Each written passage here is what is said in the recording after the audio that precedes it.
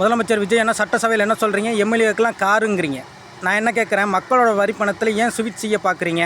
இதுக்கு முன்னாடி மேடையில் என்ன சொன்னீங்க, யாரோட பணத்தில் நீங்கள் ஸ்வீட் செய்ய பார்க்குறீங்க அப்படின்னு கேட்டிங்க. இப்போது நீங்கள் வந்து என்ன பண்ணிக்கிட்டு இருக்கீங்க, மக்களோட வரி பணத்தில் கார் கொடுக்கணும்னு சொல்கிறீங்க.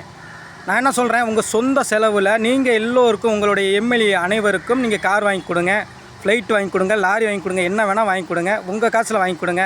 மக்கள் வரி பணத்தை ஏன் வீணாக்குறீங்க? அவங்க ரத்த வேர்வை சிந்தி கஷ்டப்பட்டு உழைச்ச காசில் நீங்களும் சம்பளம் வாங்குறீங்க, உங்கள் எம்எல்ஏவும் சம்பளம் வாங்குறீங்க. உங்கள் எம்எல்ஏவில் பாதி பேர் கோடீஸ்வரனாக தான் இருக்கான். அவங்களுக்கு எதுக்கு காரு? இதுக்கு பதில் சொல்லுங்கள். மாண்புமிகு முதலமைச்சர் விஜய் அண்ணா, மக்களோட வேர்வை சிந்தி உழைச்ச காசில் வரி பணத்தில் நீங்கள் ஹாயாக சுற்றுவீங்க, மக்களோட பிரச்சனை எதையும் கண்டுக்கிற மாட்டீங்க. உங்களுக்கு எதுக்கு காரு? இதுக்கு முன்னாடி யாரும் பஸ்ஸில் போகலையா? இல்லை, நான் கேட்குறேன், பதில் சொல்லுங்கள். மாண்புமிகு முதலமைச்சர் விஜய் அண்ணா, இந்த கேள்விக்கு நீங்கள் பதில் சொல்லி ஆகணும். அவங்களுக்கு கார்லாம் கொடுக்கக்கூடாது, இது கண்டிக்கத்தக்கது. சரிதானே மக்களே? இது உண்மைனா நீங்கள் சொல்லுங்கள் உங்களுடைய கருத்து.